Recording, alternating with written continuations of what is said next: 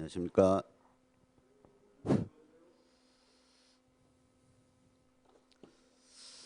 자, 오늘 그렇게 날씨가 좋진 않네요. 어, 오늘 이제 4월 1일입니다.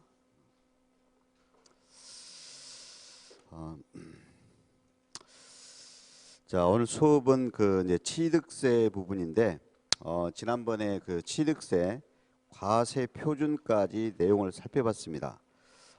그래서 오늘 수업은 이제 세율인데, 세율에서 지난번에 표준 세율까지는 했나요? 표준 세율?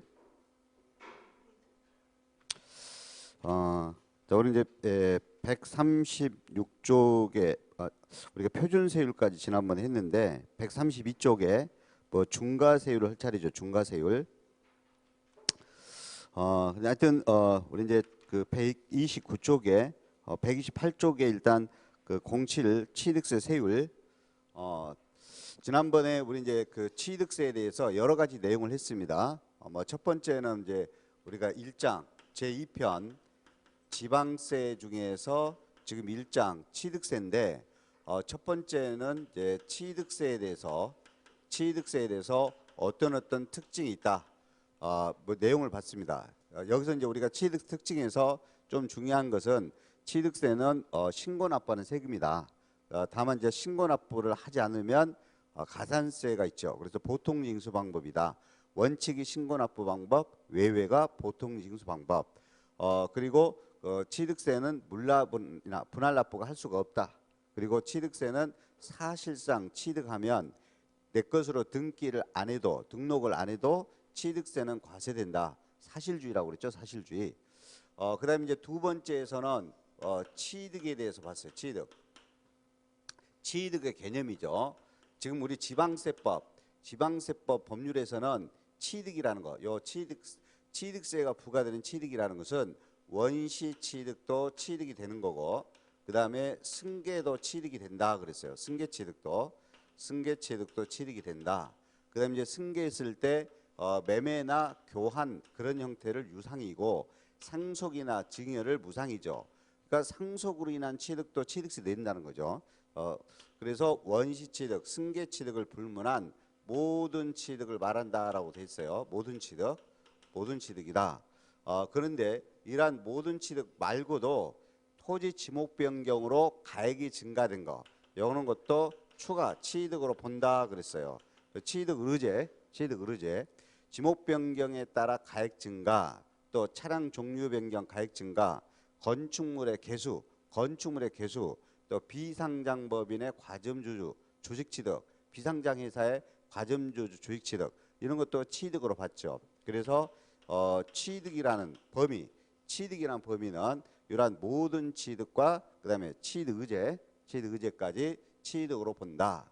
뭐 이런 내용이 있습니다. 그리고 03에서는 이제 취득세 과세 대상, 취득세 세금은 모든 것이 다 과세되는 것이 아니라 법에 열거돼 있다. 그래서 열거주의라고 그랬죠. 열거주의로. 그래서 부동산을 취득한다. 토지나 건축물, 부동산, 또 뭐 차량, 기의 장비, 선박, 항공기, 임목 취득도 과세되죠. 광업권, 어업권, 올해 추가된 거 하나 있죠. 양식업권 이런 것도. 그리고 여러 가지 해운권, 골프 해운권 등 이런 것들 취득세 과세 대상으로 법에 열거된 것만 된다.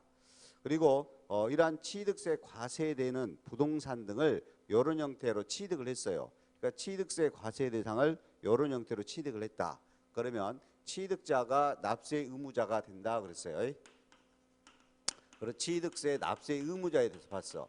취득세 납세 의무자는 취득자다.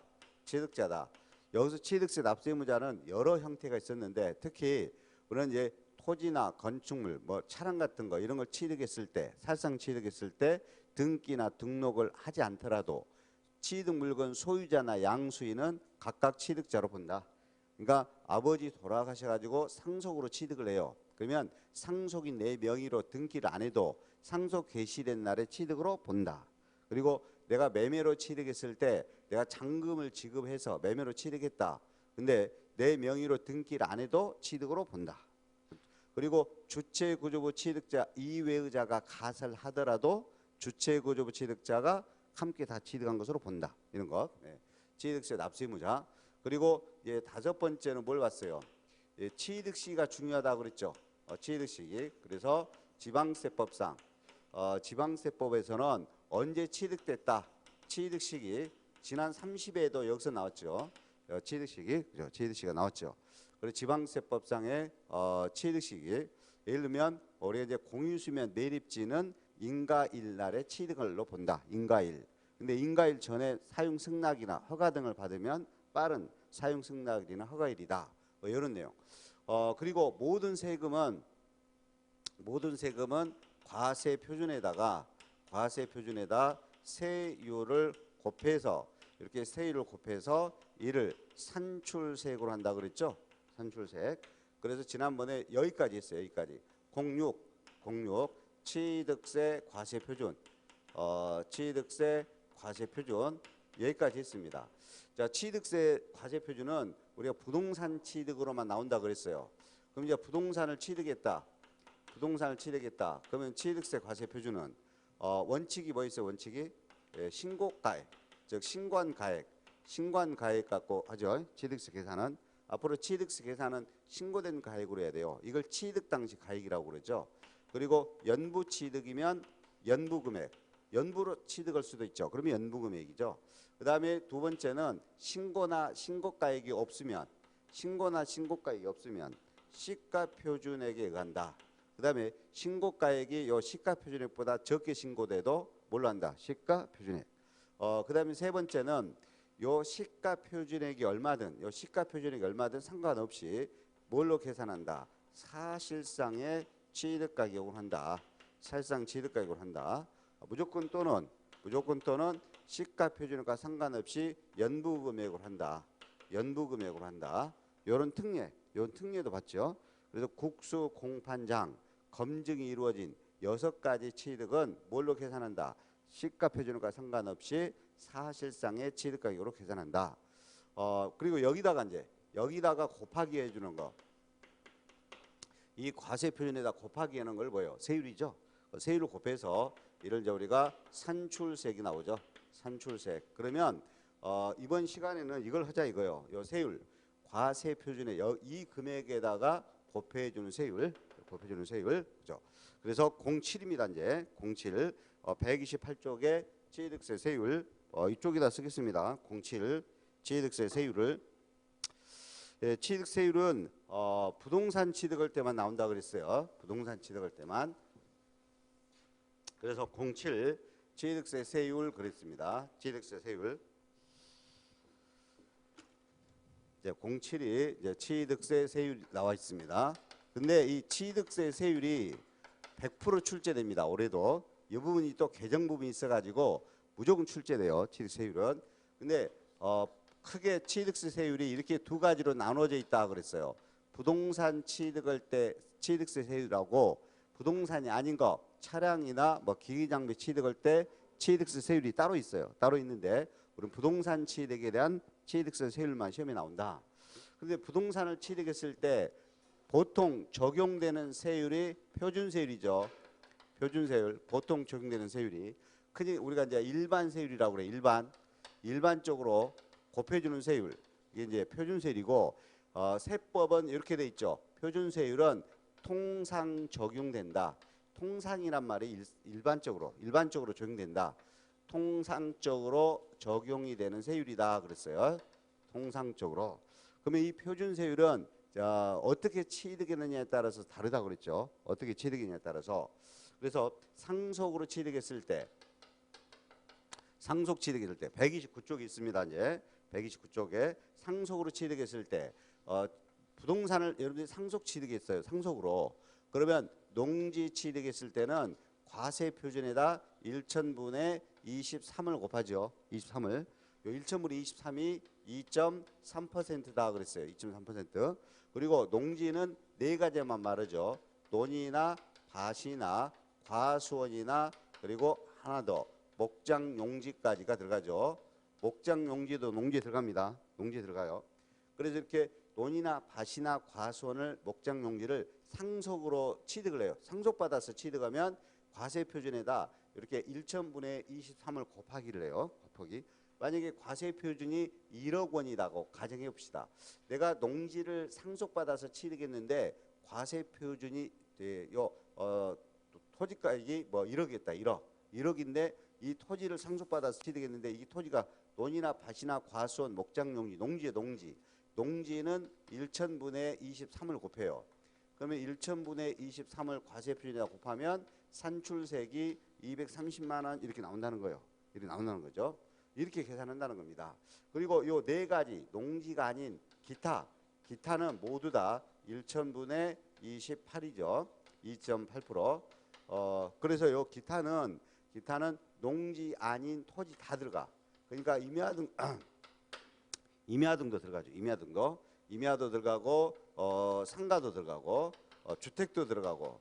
그러니까 뭐 주택, 상가나 임야 등 이런 거를 상속으로 취득하면 1000분의 28. 그죠?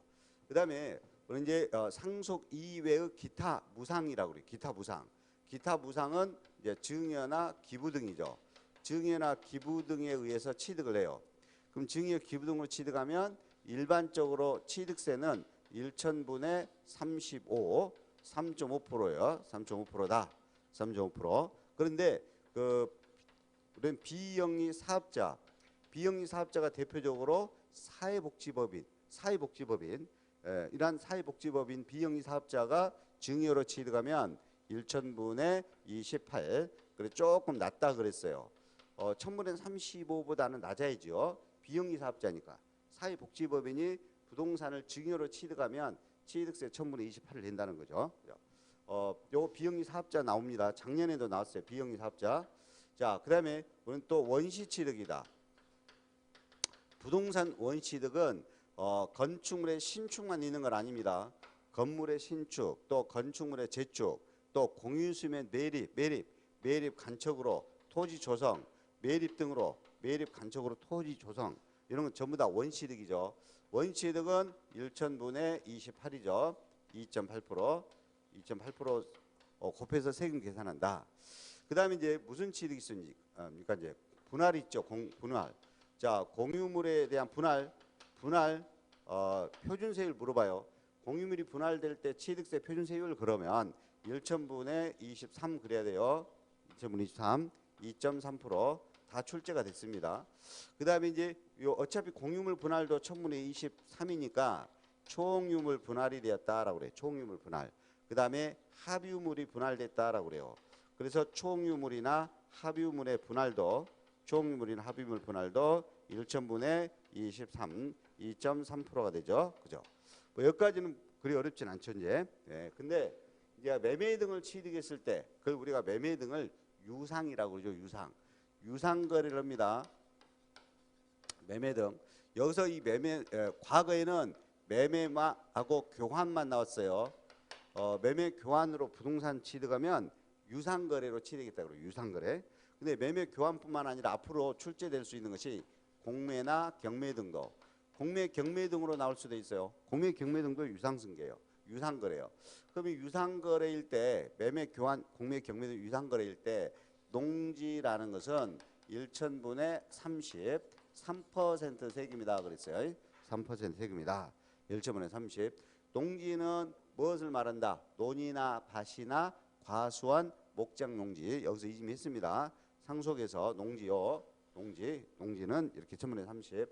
그다음에 농지가 아닌 기타, 보통 이제 부동산, 상가 등은 1000분의 40. 그래서 4% 하는 거죠.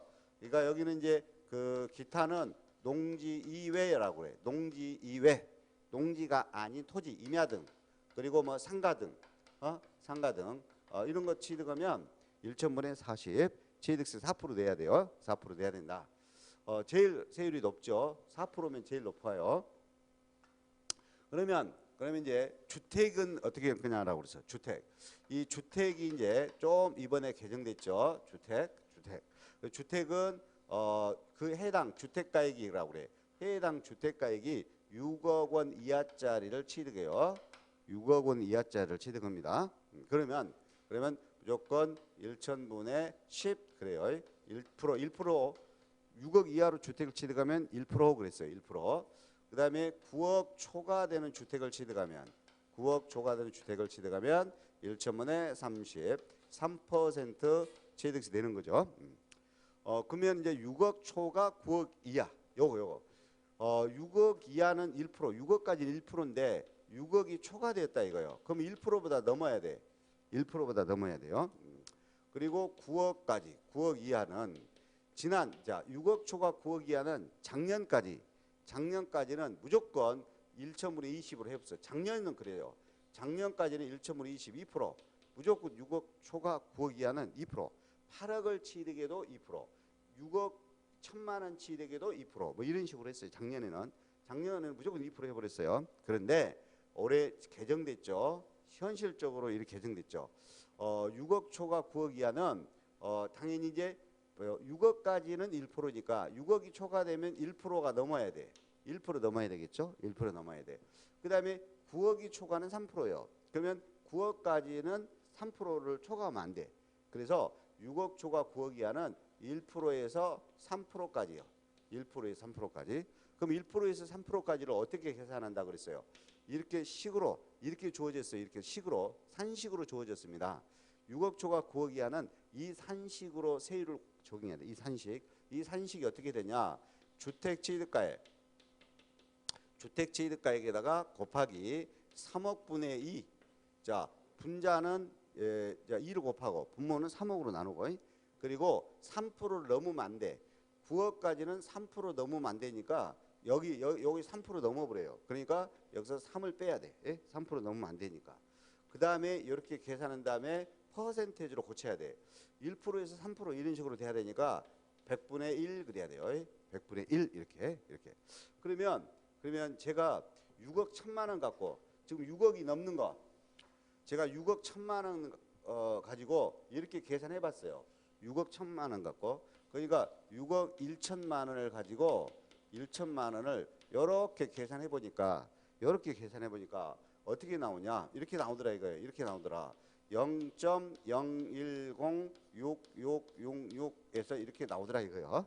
이렇게 나오더라. 그러면 소수점 5째짜리에서 무조건 반올림하도록 돼 있어. 그러면 소수점 5째짜리예요. 그러면 하나, 둘, 셋, 넷, 다섯. 여기서 반올림해야 돼. 그러면 5 이상은 무조건 반올림해야지. 5 이상은. 그러면 6이니까 반올림하면 올라가죠. 하나가. 그러면 이렇게 된다고 그랬어. 0.0107 이렇게 된다고 그랬어요. 그럼 0.0107을 100을 곱하면 퍼센트가 나오죠. 그죠? 그러면 이것이 이제 1점이라고 그래. 1.07%다 이거요. 1%는 넘잖아. 6억까지가 1%니까 6억 1천만 원은 1%는 넘어. 1%는 넘죠. 1.07% 이렇게 되는 거죠. 그리고 딱 9억으로 해봤어. 9억. 딱 9억으로 해보면 0.03이 딱 나와요. 9억으로 하면 이거 9억으로 해봐요. 그러면 얘가 9억이다 그러면 3억하고 약분이 될 거 아니에요. 약분. 그러면 그 약분 내면 그 3이 6. 6에서 3을 빼. 3을 빼면 3 남지. 그걸 100분의 1 하면은 0.03 이렇게 되지. 0.03. 딱 3% 나와요. 9억 원이면 딱 0.03 나와요. 그죠? 그래서 결국은 이 노란 거를 제가 6억 1천만 원부터 시작해 가지고 딱 9억 원까지 해봤어. 9억 원까지 해보니까 이렇게 되더라는 거죠. 그러니까 6억이 초과되고 9억까지는 요 산식으로 쭉 해보면 자, 딱 6억하고 9억하고 차이가 7억 5천이죠. 중간에가. 그죠? 3억 차이인데 3억의 절반이 1억 5천이죠. 그러면 딱 7억 5천 갖고 이렇게 계산해 보면 1천분의 20, 2%가 딱 나와요. 7억 5천만 원 갖고. 그러면 6억까지 우리가 6억까지는 무조건 뭐요? 1% 곱하죠. 1%. 1000분의 10, 1% 곱하죠. 그 다음에 9억 초과는 무조건 뭐예요? 1000분의 30, 3% 곱하죠? 3%. 그러면 7억 5천은 딱 2% 나와. 그러면 6억 초과 7억 5천까지는 1%보다는 넘어. 1%. 자, 1%가 열선이라면 1%보다 넘는데 2%를 향해서 올라가요. 2%. 그러니까 6억 1천만 원은 1.07%. 그다음에 6억 2천만 원은 1.13%. 이런 식으로 올라가서 7억 5천 딱 되면 2%가 돼요. 2%. 그러니까 1점 몇 프로, 1점 몇 프로, 1점 몇 프로 해서 7억 5천만 원 딱 되면 2%가 되는 거고, 그 다음에 7억 5천만 원 넘어서 9억까지는 어떻게 된다고 했어요? 2% 넘죠. 2점 몇 프로, 2점 몇 프로, 2점 몇 프로. 딱 9억이 되면 3%가 되는 거예요. 그죠? 그래서 결론은 6억 초과 9억 이하의 경우에는 이 산식으로 세율을 계산한다. 근데 이 산식으로 계산하는데 소수점 5째짜리에서 반올림해서 요 세율을 적용하도록 하고 있다. 그래서 이걸 계산해 보면 결론은 1%에서 3% 범위다. 3% 범위. 그죠? 주택을 유상거래할 때 꼭 세율을 이렇게 해야 돼요. 이렇게 해야 되는데 그냥 중간에 6억 초과 9억 이하는 이 산식을 여러분들에게 물어보진 않아요. 물어보진 않는데 이 산식으로 계산해 보면 1%에서 몇 프로까지 된다? 3%까지 된다. 6억하고 9억의 중간에 7억 5천만 원은 2%. 그래서 6억 넘어서 7억 5천까지는 1%보다 넘고 2%보다는 작고, 그 다음에 7억 5천 넘어서 9억까지는 2%보다 크고 3%보다는 작고, 이렇게 딱 9억이 되면 3%. 예? 9억 초과는 무조건 3% 곱해서 취득세 세율을 적용한다. 근데 여기서 우리 단서를 하나 봐야 돼요. 단서를 봐야 되는데 페이지 130쪽입니다. 130쪽에 보면 심화학습이 써 있어요. 심화학습 있죠. 거기서 1번, 2번은 신경 안 써도 돼. 1번, 2번은 그런 거 안 해도 돼요. 중요한 것은 3번이에요. 3번. 3번에다 별표 하나 있잖아요. 3번에 다음 하나에 해당하는 경우에는 유상거래로 주택에 대한 요 세율을 적용하지 아니한다요. 유상거래 주택에 대한 세율 요거 1% 또 1%, 3% 요거를 적용하지 아니한다요.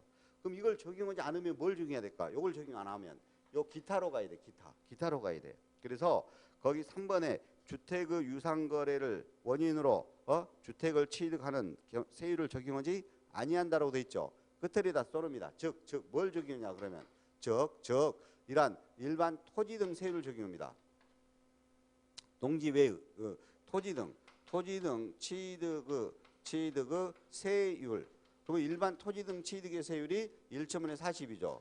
1.5에 40. 이거 4%요. 4%. 이렇게 4% 과세라고 써놔요. 4% 과세.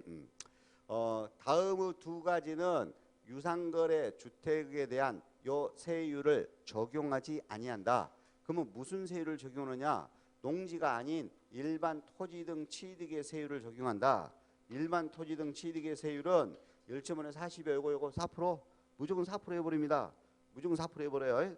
4%인데 동그라미 1항은 이거죠. 동그라미 1항은 남의 것 토지가 있어. 남의 것 토지에다가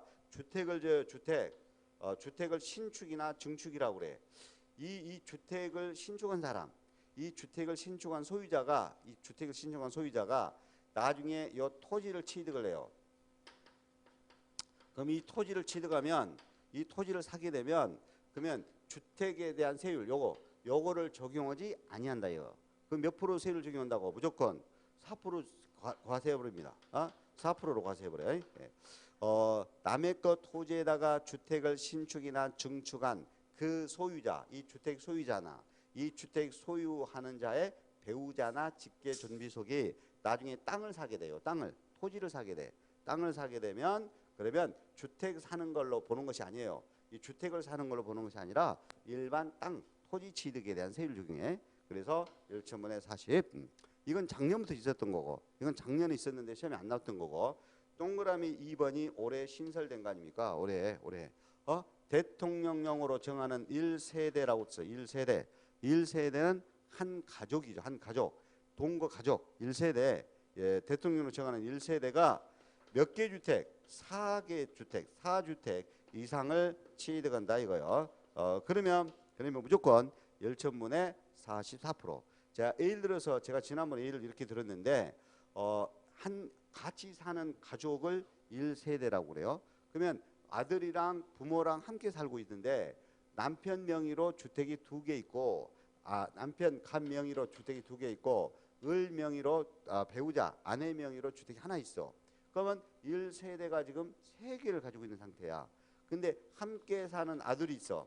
함께 사는 아들이 있는데 근데 이 아들이 이번에 주택을 1억짜리를 사. 1억짜리. 주택을 1억으로 매매로 사. 매매로 사면 그러면 이제 남편이 2개, 아내가 하나, 그다음에 아들이 이번에 1억짜리 주택을 사. 그럼 몇 개가 돼버려?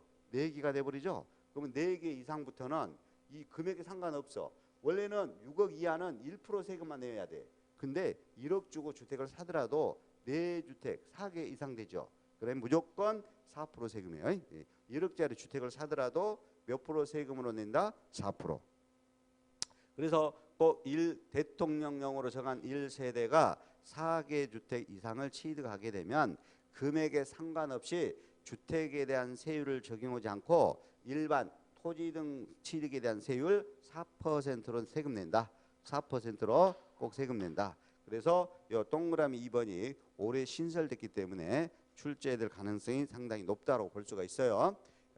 대통령령으로 정하는 그랬으니까 어디에 정해져 있어? 시행령에 정해져 있어. 그러면 시행령까지 요즘 중개사 시험은 출제돼요. 시행령까지 출제되니까 1세대라고 그랬어요. 1세대가 4개 주택 이상의 여기서 1세대는 함께 사는 동거 가족입니다. 함께 사는 동거 가족을 1세대라고 한다. 그러면 5개 될 때도 6개 될 때도 무조건 금액에 상관없이 4% 세금을 낸다는 거지. 4% 세금.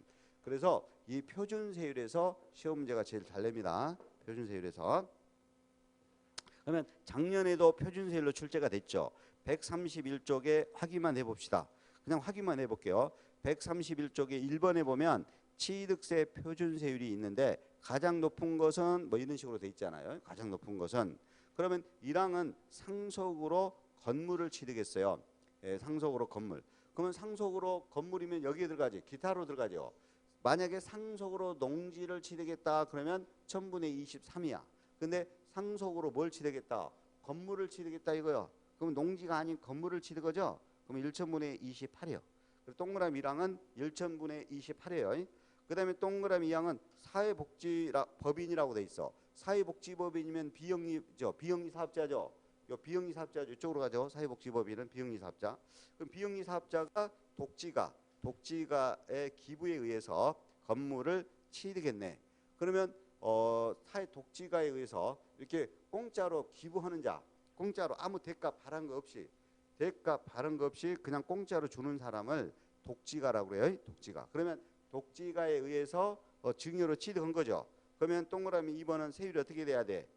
동그라미 2번은 사회복지법인이니까 비영리 사업자네요. 비영리 사업자가 사회 독지가에 의해서 건물을 취득했잖아요. 그러면 비영리 사업자가 증여로 취득하는 거 아니야? 기부로 그냥 공짜 기부로 취득한 거죠. 그러니까 세율은 어떻게 돼? 1000분의 28이에요. 1000분의 28.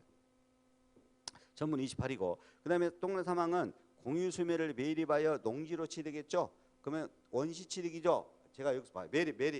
네? 매립으로 토지 취득했잖아요. 그러면 원시 취득이죠. 1000분의 28이에요. 동그라미 3번은 1000분의 28. 그다음에 동그라미 4번 유상거래 원인으로라고 돼 있어. 9억짜리 주택을 취득했네. 유상거래 원인으로 9억짜리 그러면 1000분의 9억짜리는 1000분의 뭐야?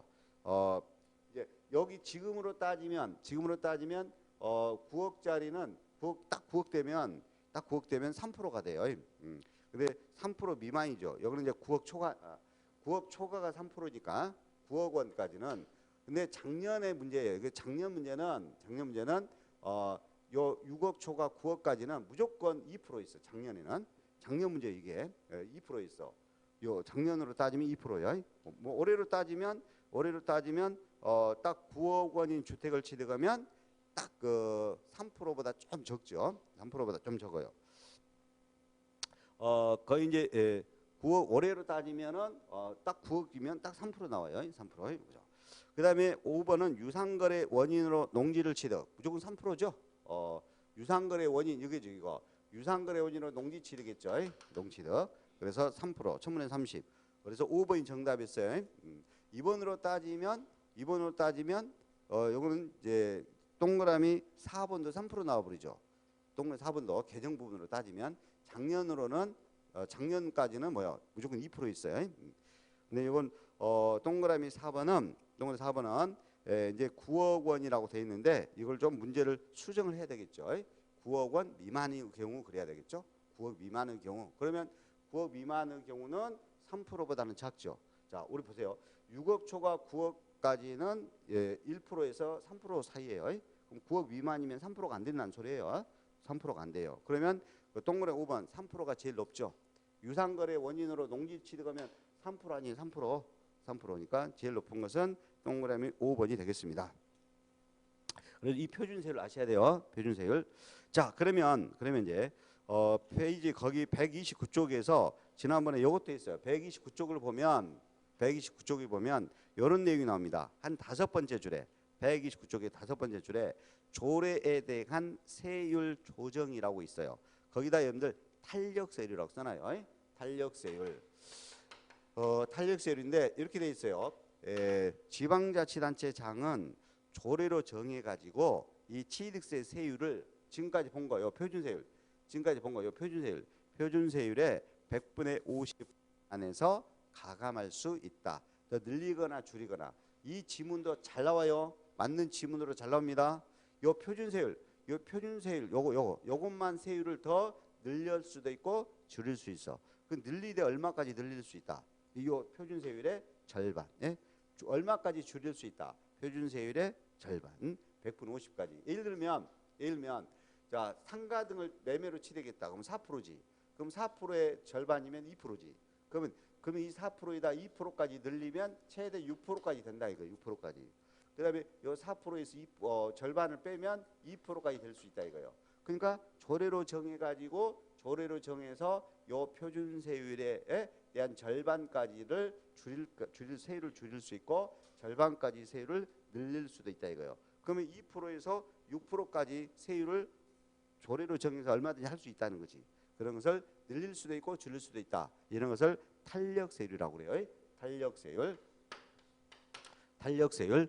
꼭 표준세율에 대해서만 조정할 수 있다. 표준세율의 100분의 50이 중과세율을 조정하는 거 아닙니다. 우리는 표준세율 배웠어요. 표준세율을 늘리거나 줄이거나 할 수 있다. 얼마까지? 100분의 50 범위 내까지 조정할 수 있다. 그래서 탄력세율이라고 있고 달리는 조정할 수 있다. 그래서 조정되는 세율이라고 그래. 조정세율이라고 그래요. 조정할 수도 있다. 그래서 조정세율이라고도 합니다. 근데 이제 탄력세율이라는 용어를 쓰고 있어요. 탄력세율. 탄력적으로 줄이거나 늘리거나 할 수 있다. 그러면 이제 지금까지 이제 표준세율까지 봤어요. 그러면 130쪽입니다. 132쪽에 이쪽에 이제는 요것보다 더 세금이 많이 나오는 걸 봅니다. 이제 요것보다 세금 더 많이 나오는 거. 요 표준세율, 요 1번항 표준세율이고 저는 2번항으로 했어요. 2번항 탄력세율을. 그럼 저는 이제 3번항으로 해볼게요. 3번항은 요 표준세율보다 더 많이 세금이 나오는 거. 그걸 중과세율이죠. 중과세율. 중과세율인데 중과세율은 무조건 무엇보다 더 세금이 많다? 표준세율보다 세금이 더 많다. 많으니까 중과세율이라고 그래요. 요즘은 조금 전에 문제도 하나 작년 거 풀어봤듯이 요즘은 요 표준세율로 거의 출제돼요. 표준세율로 거의 출제되는데 작년에 표준세율로 냈으니까 올해는 또 중과세율로 낼 수도 있어요. 중과세율도 어느 정도는 알아야 돼요. 교재에 있는 거 내용을 다 알 필요는 없어요. 우리 기본서에 있는 중과세율 내용에 대해서 하나도 빠짐없이 다 할 필요는 없지만 제가 강의한 내용 요 정도 수준에서는 알아둬야 됩니다. 하여튼 이제 중과세율은 세 가지 형태가 있어. 첫째가 사치성재산 중과세가 있죠. 사치성재산. 그래서 사치성재산은 앞으로 취득세 세율을 이렇게 적용이라고 그래요. 적용된다 그래서 적용세율이라고 그래. 이렇게 적용합니다. 사치성재산 취득하면 이 표준세율보다 세금이 많아야 돼. 지금까지 본 요 표준세율보다 더 세금이 많아야 됩니다. 그래서 플러스가 되는 거예요. 플러스. 이걸 시험 문제는 플러스란 말 안 쓰고 합산한다란 말 나와. 합산. 합산한다. 어떻게 합산하냐? 이렇게 정해놨죠. 중과기준세율이라고 정해져 있어요. 이 중과기준세율은 세법에서 이렇게 돼 있어. 법령에서 중과기준세율이란 용어예요. 용어를 이렇게 정의합니다. 1천분의 20으로 한다라고 돼 있어. 그럼 중과기준세율이란 1천분의 20으로 한다. 그러면 2%지. 2%. 요 중과기준세율에다가 이렇게 돼 있어. 중과기준세율의 100분의 400을 그래. 100분의 400이면 4배네, 4배. 4배, 100분의 400을 더 합산하여라고 그래. 합산하여 적용합니다. 합산해서. 사치이성 계산. 그러면 시험 문제는 이렇게 나와. 중과 기준 세율의 100분의 400을 합산한다. 근데 이해하기 편하게 제가 이걸 퍼센테이지로 고치면 2%의 4배예요. 2%의 4배수. 그러면 8%가 더 합산된다 이거예요. 이 표준세율에다가 요놈에다가 지금까지 본 이 표준세율 요놈에다가 얼마를 더 보탠다? 8%를 더 보태서 낸다. 8%를 더 보태서. 이러한 사치이성 계산이 어떤 것들이 있느냐? 5가지가 있는데 여기 교재 133쪽은 첫째 별장이 주어졌어. 아, 별장이 이렇게 된다 이거요. 그럼 별장이란, 자, 별장은 요거 정도만 하시면 돼. 별장은 원래는 주거용이에요. 주거용. 주거용을 말합니다. 이거 주거용이요. 그런데 이거를 주거용으로 사용하지 않고 주거용으로 안 써. 피서나 놀이나 휴양 목적으로 쓰여지고 있는 이 건축물 및 주거용으로 안 쓰고 있어요. 안 쓰고 피서, 휴양 등으로 쓰여지고 있는 이 건축물 및 그에 딸린 토지까지 묶어가지고 이걸 뭘로 본다? 별장으로 본단 말이야. 주거용으로 늘 사용하지 않고 피서나 놀이 등으로 이런 말 나와. 휴양 이런 걸로 쓰여지는 건축물 및 토지는 별장으로 보게 됩니다. 토지까지 별장으로 보게 돼요.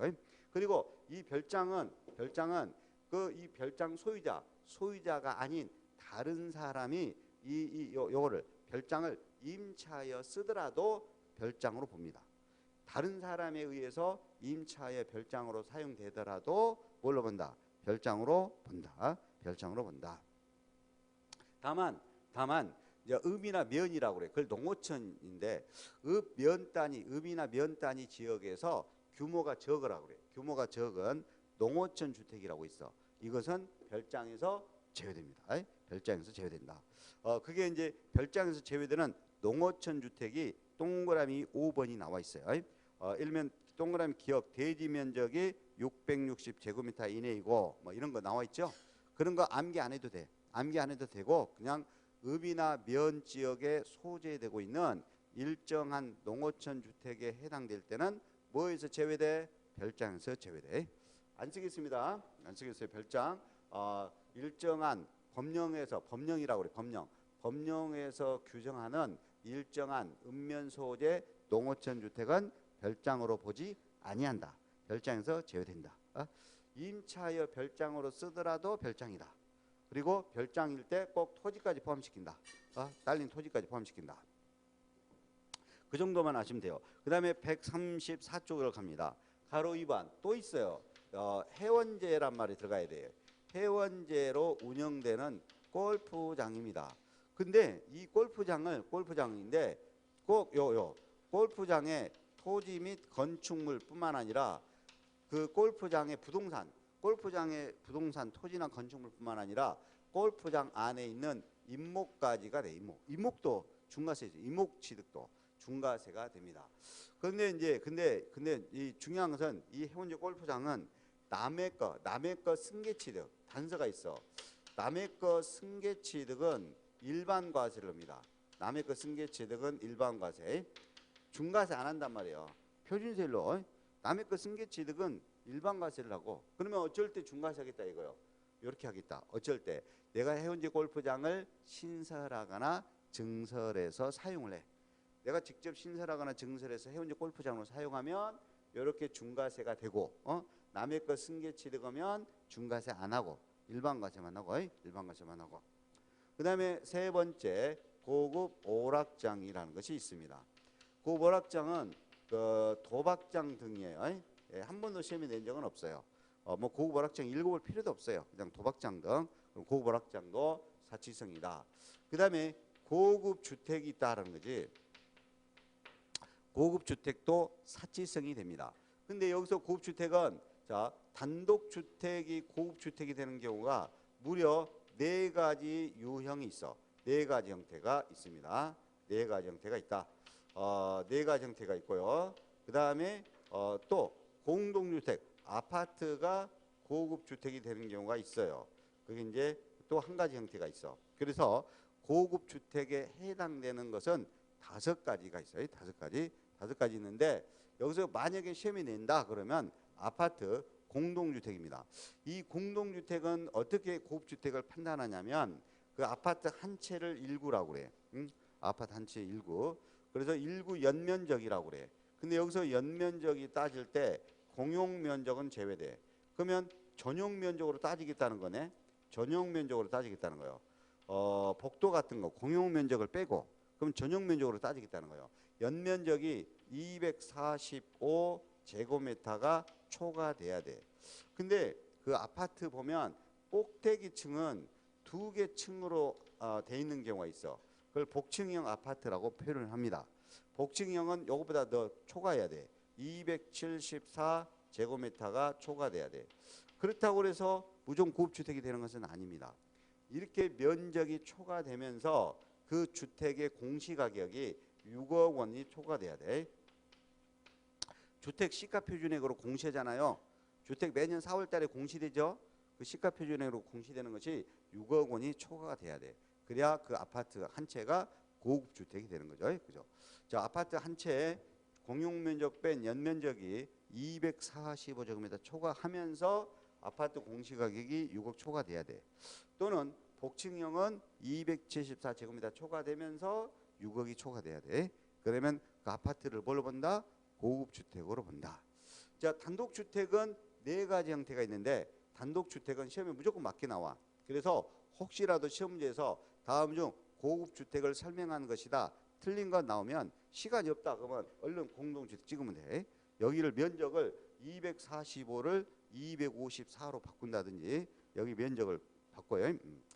참고로 단독주택 하나 설명해 보면 단독주택 하나 설명해 보면 그 일구 단독주택도 한 채 연면적이 뭐 331 제곱미터를 뭐 초과하고 뭐 이런 말 써 있을 거예요.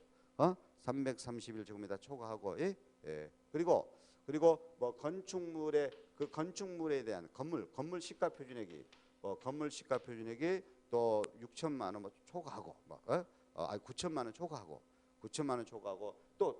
또 플러스 그 주택의 공시가격이 6억 초과하고 9천만 원 초과하고 9천만 원도 초과해야 되고 또 6억도 초과해야 되고 막 이런 식으로 돼야 돼요. 예? 이런 식으로 돼야 돼. 그래서 그게 우리 페이지 134쪽의 하단에 색깔 칠해진 부분이 있어요. 거기서 135쪽까지 써져 있습니다. 써져 있는데 거기 제일 밑에 보면 134쪽 단독주택일 때는 이렇게 따져. 단독주택은 일구의 건물의 연면적이 주차장 면적은 제외되고 331제곱미터 초과돼야 되고 그 건축물의 시가표준액 가액이 9천만 원도 초과해야 되고 그다음에 그 주택의 공시가격이 위에 보면 9억 원이 초과란 말 또 써져 있어. 9억이 초과돼야 돼. 그러니까 세 가지가 돼야 돼. 세 가지가 초과해야 돼. 한구의 건물 연면적이 331제곱미터 초과해야 되죠. 건물의 건축물 가액이 또 9천만 원 초과해야 되죠. 그 주택이 공시가격이 또 6억 초과돼야 되죠. 이렇게 초과 세 개를 다 충족해야 단독주택이 고급주택이 돼요. 뭐 일구 대지 면적으로 따지면 662제곱미터 초과 막 이런 거 있어요. 근데 이런 거 안 해도 돼요. 안 해도 되고 뭐 하나만 혹시 모르니까 알아두자. 아파트 고급주택 여기 되려면 245제곱미터 초과, 복층형은 274제곱미터 초과, 그다음에 공시가격이 얼마 초과? 6억 초과 돼야 돼요. 그다음에 또 하나가 있어요. 고급 선박이 있습니다. 고급 선박.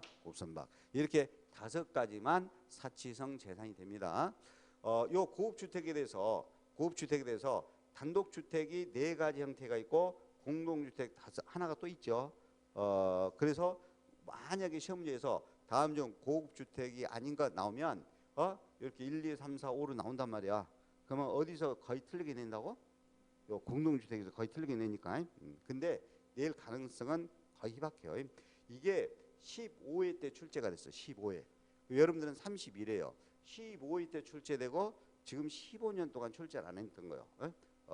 여러분들은 이제 이번에 31회 때 이걸 낸다는 건 좀 그래. 이때 15회 때요. 요걸 냈어요. 이거 고급주택 요걸 냈어요. 15회 때. 지금까지 고급주택은 딱 2번 냈어. 8회 때 중개사 시험하고 15회 때 중개사 시험하고. 그래가지고 15회 때요. 요걸 내가지고 그때 난리가 이만저만 난리가 아니었어요. 6.25 난리보다 더 난리 있습니다. 이거 15회 때. 예? 가지고 재시험 봤어요. 재시험. 중개사 시험을 또 한 번 봤다니까 다시. 엄청 어렵게 내가지고 여기까지 내버렸잖아 깊게. 근데 지금 코로나가 더 바이러스가 더 날린 것 같아. 예? 예? 더 날린 것 같아. 그때보다 더 날린 것 같아요. 예.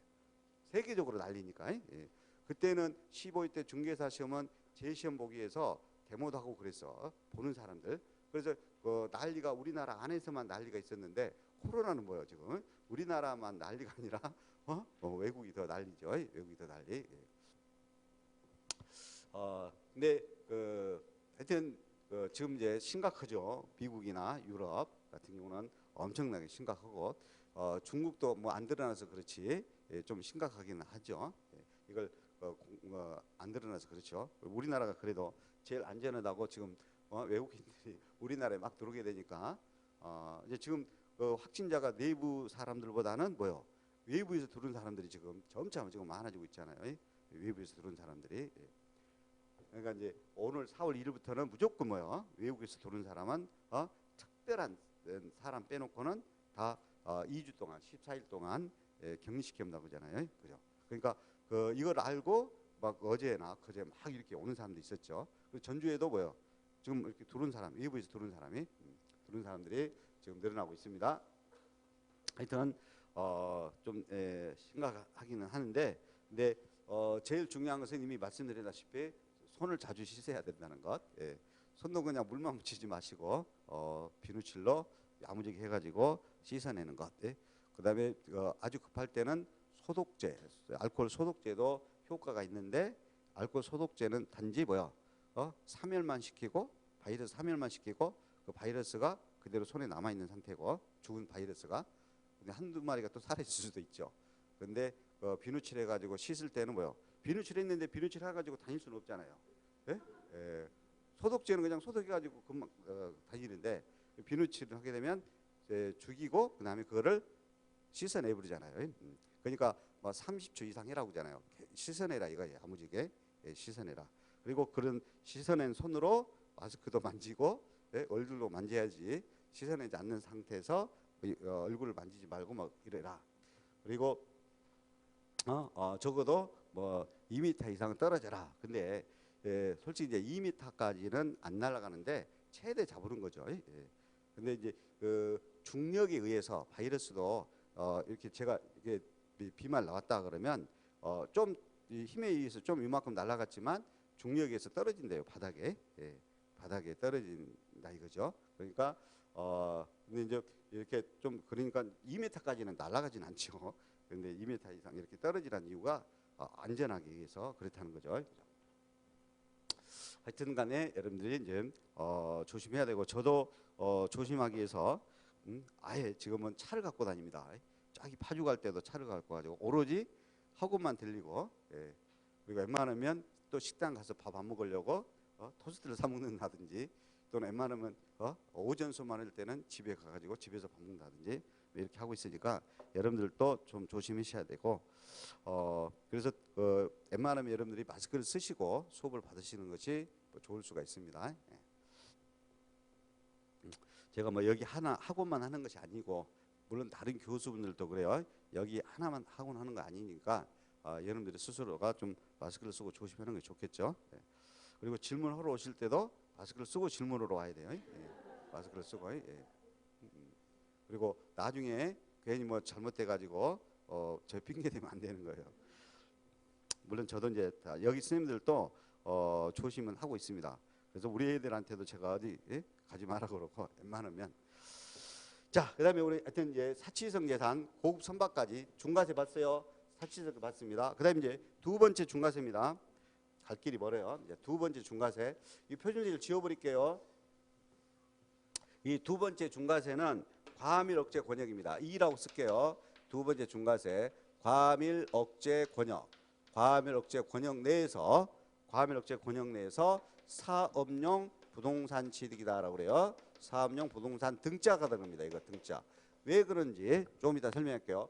자, 일단 여기서 과밀 억제 권역이 수도권이에요. 그래서 여러분들에게 이 과밀 억제 권역을 물어보지는 절대 않습니다. 과밀 억제 권역이 어디냐? 여기를 시험에 내는 것이 아니야. 수도권인 과밀 억제 권역에서 사업용 부동산 등을 취득하면 취득세 세금을 이렇게 계산한다. 이게 중요한 거예요. 이렇게 요 적용세율 어떻게 적용되느냐? 이것도 표준세율보다 세금을 더 많이 내야 돼. 더 많이 내야 되니까 합산이 돼. 합산이 되는데 중과 기준세율이 방금 2%라고 했잖아. 그죠? 방금 2%라고 했죠. 요 2%에 100분의 200으로 합니다. 100분의 200. 그 100분의 200이면 2배라는 거지요. 2배. 100분의 200. 그러면 2%의 2배는 4%죠. 그러면 4%를 더 합산한다 이거지요. 합산한다. 그러면 이렇게 중각 기준세율 2%의 2배인 4%가 합산되는 이 과밀억제 권역은 중과세가 이렇게 가로 1번, 가로 2번 두 가지가 있단 말이에요. 두 가지가 있어. 그러면 가로 1번을 보세요. 137쪽이 있습니다. 가로 1번 이렇게 돼 있죠. 137쪽에 과밀억제 권역에서라고 돼 있어요. 과밀억제 권역에서 법인이란 말 써 있네. 법인 여기서는 비영리법인을 다 포함시켜. 모든 법인이요. 모든 법인이 본점이나 주사무소에 사업용 부동산. 사업용이란 말. 사업용을 붙이잖아. 사업용으로 부동산 취득. 그렇게 되면 세금이 이렇게 계산한단 말이에요. 과밀억제 권역인 수도권에서 모든 법인이 본점이나 주사무소에 대한 사업용으로 부동산 본점 주사무소라고 돼 있어요. 본점 주사무소에 사업용 부동산 취득하면 이렇게 중과세입니다. 제목이 필요해. 제목이. 그리고 138쪽에 또 있어. 가로 2번 또 하나가 있어. 똑같이 과밀억제 권역에서 그랬어요. 과밀억제 권역에서 공장이라고 돼 있죠. 공장이 신설이라고 돼 있어. 신설. 공장은 신설합니다. 증설을 증축이라고 그래. 증설할 때 여기는 사업용 과세 물건이라고 돼 있어. 사업용 과세 물건. 여기도 사업용이다 입줄. 사업용 과세 물건을 취득한다. 사업용 과세 물건을 취득한다. 그러면 이것도 중과세가 됩니다. 중과세가 돼요. 그런데 이제 이 공장을 신설하거나 증설했단 말이에요. 어디서? 과밀억제 권역에서. 그러면 사업용 과세 물건, 부동산 등 과세 물건 취득해요. 그럼 이렇게 중과세입니다. 중과세예요. 자, 요 제목만 나와요. 제목만. 그다음에 세 번째입니다. 또 세 번째 중과세가 있는데 139쪽에 대도시라고 돼 있어. 대도시 안에서라고 돼 있어. 여기서 대도시는 위에 과밀억제 권역 2번하고 똑같아. 똑같은데 단 산업단지를 제외시켜줘요. 산업단지를 제외시켜줍니다. 그러면 이 대도시 안에서 그래요. 대도시 안의 부동산이라고 여기는 사업용뿐만 아니라 모든 거예요. 다 들어가. 부동산을 취득해요. 그러니까 앞으로 대도시 안에서 부동산 취득 그러면 중과세가 돼. 그럼 어떻게 중과세하느냐? 이렇게 세금을 계산한다는 거죠. 이렇게 세금을 계산한다. 자, 표준세율에다가 무려 100분의 300을 해버립니다. 100분의 300, 3배수. 표준세율에다 3배수 해버려요. 3배수 한 다음에 다시 빼줍니다. 중각 기준세율이 2% 있죠. 2%에 100분의 200인 2배를 뺍니다. 그러면 중각 기준세율 2%의 2배는 4% 아닙니까? 4%를 빼게 되는 거죠. 빼게 됩니다. 마이너스로 돼. 왜 마이너스 해줘야 되냐? 앞에서 표준세율을 무려 3배로 했으니까. 표준세율을 몇 배로? 3배로 했으니까 빼줘야 돼요. 이렇게 되는 것도 제목이 필요해.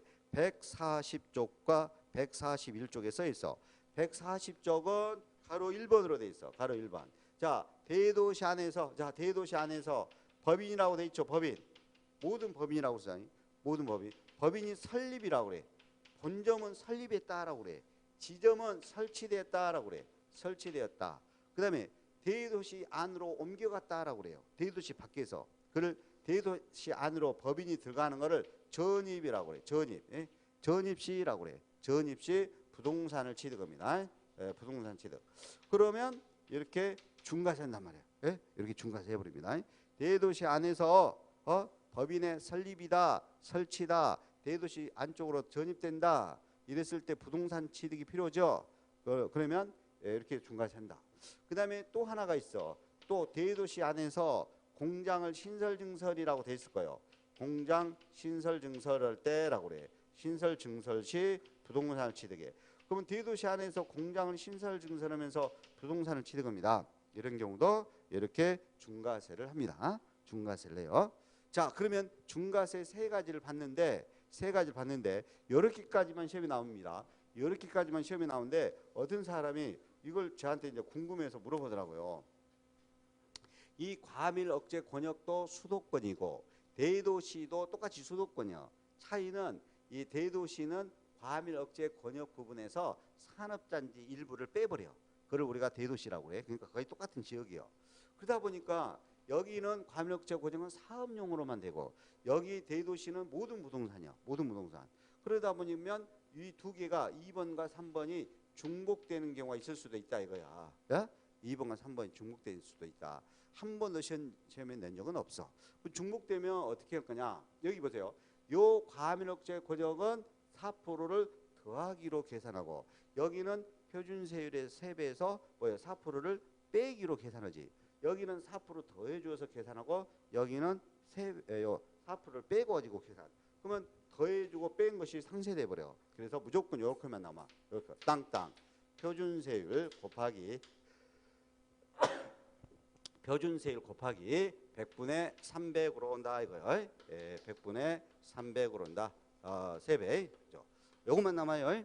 그래서 가로 2번 과밀 억제 권역과 가로 3번 예? 대도시가 서로 간에 합쳐져 중복돼 버리면 어떻게만 한다?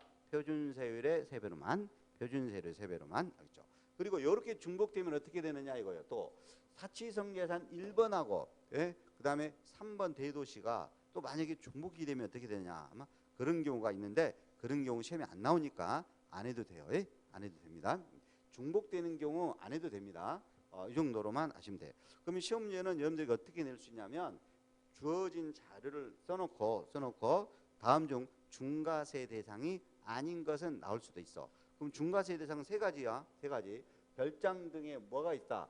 사치성 재산의 중과세가 있다. 또 뭐가 있다? 과밀 억제 권역에 사업용 부동산 등 취득의 중과세가 있다. 또 뭐가 있다? 대도시 안에서 부동산 취득에 대한 중과세가 있다. 그리고 과밀 억제 권역과 대도시 요 2번과 3번이 중복되면 표준세율의 몇 배로만 한다? 3배로만 한다. 3배로만 한다. 그렇죠? 그리고 한 가지 더 알아야 될 것은 페이지 그 141쪽에 제일 오른쪽 상단에 참고란이 있어. 참고란이 있는데 일구 연면적이 60제곱미터 이하라고 써 있어. 이하인 그런 사원용이라고 그래. 사원용 공동주택 및 그 토지는 이런 중과세를 하지 않습니다. 이런 중과세 안 해요. 자, 일구 연면적이 얼마 이내? 60제곱미터 이내. 어디다? 사원용. 법인은 사업용. 그러한 공동주택 및 그에 딸린 토지는 중과세 안 합니다. 쉽게 말하면 사원 아파트라고 그래요. 사원 아파트. 근데 일구 연면적이 얼마 이내를 아셔야 돼? 60제곱미터 이하. 그런 사원 아파트는 중과세를 하지 않는다.